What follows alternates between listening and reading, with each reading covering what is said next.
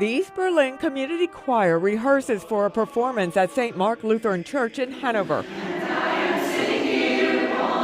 But on the 80th anniversary of D-Day, a much larger audience will hear their voices. Hopefully we'll do justice for our town.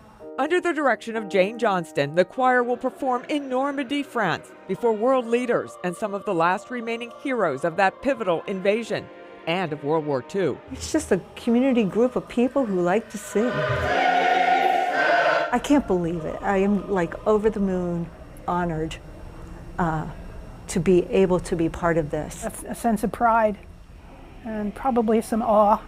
Through connections at Gettysburg College, the East Berlin Choir initially received an invitation to sing at the Pearl Harbor ceremony 5 years ago, but couldn't accept then. 2 years ago, the invitation came to perform at the 80th anniversary of D-Day in Normandy. The answer? A resounding yes. I'm just so excited. Mary Hirsch joined the choir to take part in this once-in-a-lifetime experience.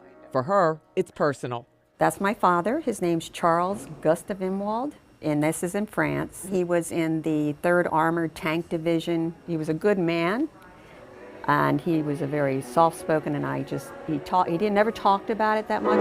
A number of choir members have relatives who served during World War II. My dad was in World War II. He was on the USS Corvus, and they carried part of the A-bomb over to the South Pacific. I have 5 uncles and a cousin who were all involved in World War II.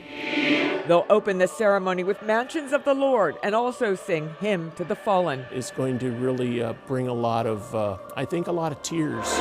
Members call it an honor of a lifetime, knowing the sacrifices made on these beaches by Allied forces ultimately led to the liberation of Europe. Those soldiers that stormed the beach that were 18 years old, they'll be 98 years old if there are very many of them able to be there in person.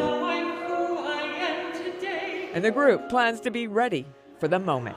They really sound pretty awesome. Barbara Barr, News 8.